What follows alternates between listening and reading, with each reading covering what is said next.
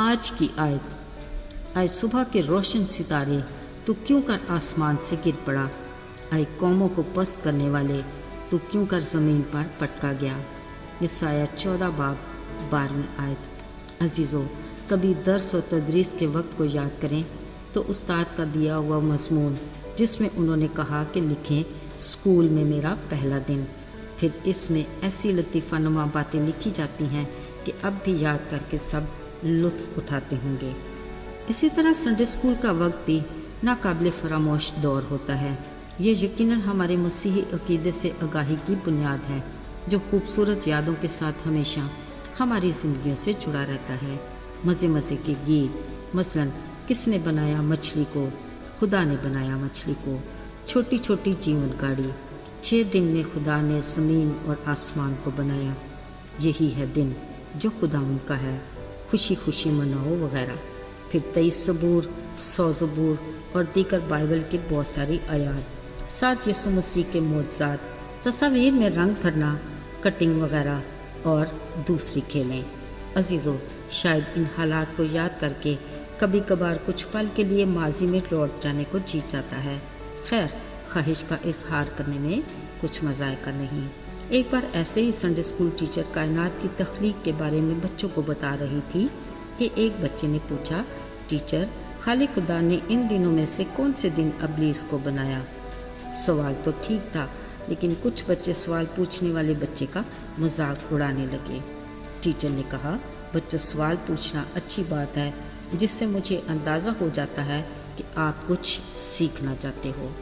بلا شبہ خداوند کا کلام ایک عمیق سمندر ہے جس کی گہرائی، لمبائی، چوڑائی کا اندازہ ہم جیسے ناقص عقل اور محدود سوچ رکھنے والے نہیں لگا سکتے۔ اس کا عرفان ہی ہماری سمجھ سے باہر اور ادراک سے پرے ہے۔ اس بچے کا سوال یہ ہے کہ خدا نے ابلیس کو کس دن بنایا؟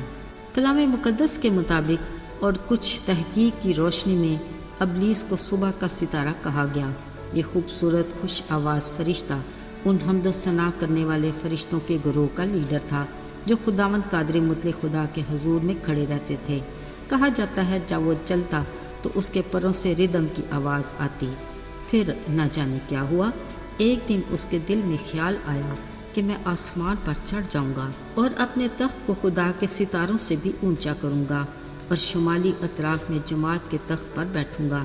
میں بادلوں میں بھی اونچا چڑھ جاؤں گا اور خدا تعالیٰ کی مانند بن جاؤں گا۔ عزیزو، یہ اس بڑے اور با اختیار فرشتے کا غرور تھا جس کے مقابلے میں خود خدا آیا۔ یسائی نبی کی کتاب میں تحریر ہے کہ اس غرور کے سبب سے صبح کے روشن ستارے کو آسمان سے گرایا گیا اور زمین پر پٹکا گیا۔ نہ صرف اس اکیلے کو بلکہ ان سب فرشتوں کو بھی جو اس کے زیر اثر تھے۔ یہی ہے وہ ابلیس جو قوموں کو پست کرتا اور بنی نوع انسان کو گمراہ کرتا ہے۔ جب خود خدا کی رفاقت سے دور ہوا، وہ کیوں کر چاہے گا کہ کوئی اور خدا کی رفاقت میں رہے؟ یہ ابلیس ہمارا اصلی دشمن ہے جس کو کسی بھی پل خدا سے انسان کی رفاقت گوارا نہیں۔ عزیزو، اس لیے اس نے آدم اور حوا کی خدا سے رفاقت کے سلسلے کو توڑنے کی پوری کوشش کی، جس میں وہ کامیاب ہوا۔ یہاں بھی ابلیس نے انہیں خدا کی مانند بننے کی خواہش کا تذکرہ کیا، جس کے باعث وہ گناہ کے مرتکب ہوئے اور خدا کی رفاقت سے دوری ان کا مقدر ہوئی۔ بالکل یہی خواہش اس نورانی فرشتے کی بھی تھی کہ میں خداوند تعالیٰ کی مانند بنوں گا، جس کی بدولت وہ بھی خدا کی رفاقت سے دور ہوا اور زمین پر پٹکا گیا اور ابلیس کا روح اختیار کر لیا۔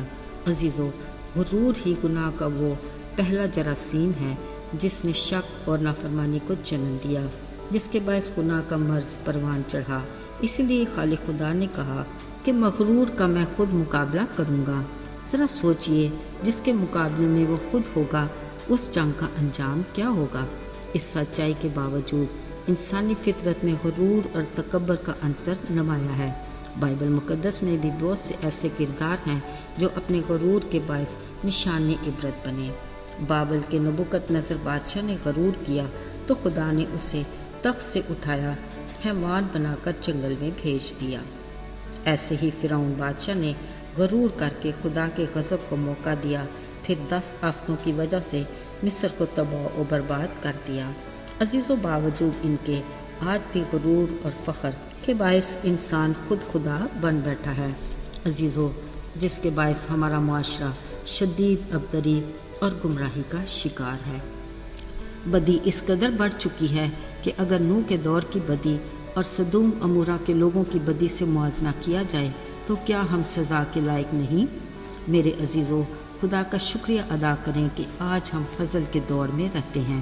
وہ مہربان خدا ہمارے حق میں صبر کرتا اور ہمیں بار بار توبہ کا موقع دیتا ہے، پر اس سے پہلے کہ اس کے صبر کا پیمانہ لبریز ہو جائے، آئیے ہم اس کی طرف رجوع لائیں تاکہ ہمارے گناہ مٹائے جائیں اور ہمارے لیے اس کے حضور سے تازگی کے دن آئیں۔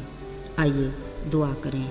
اے مہربان رحیم باپ، ہم نہایت عاجزی اور خاکساری سے تیرے حضور میں آتے ہیں، اپنے دلوں کو تیرے سامنے کھولتے اور نیت کو تیرے سامنے رکھتے ہیں۔ کوئی ایسی بات جو تجھے ناپسند ہے نکال پھینک، ہمیں ہر طرح کے غرور اور فخر سے بچا تاکہ ہم تیری نظر میں مقبول ہوں۔ یسوع کے مبارک نام میں آمین۔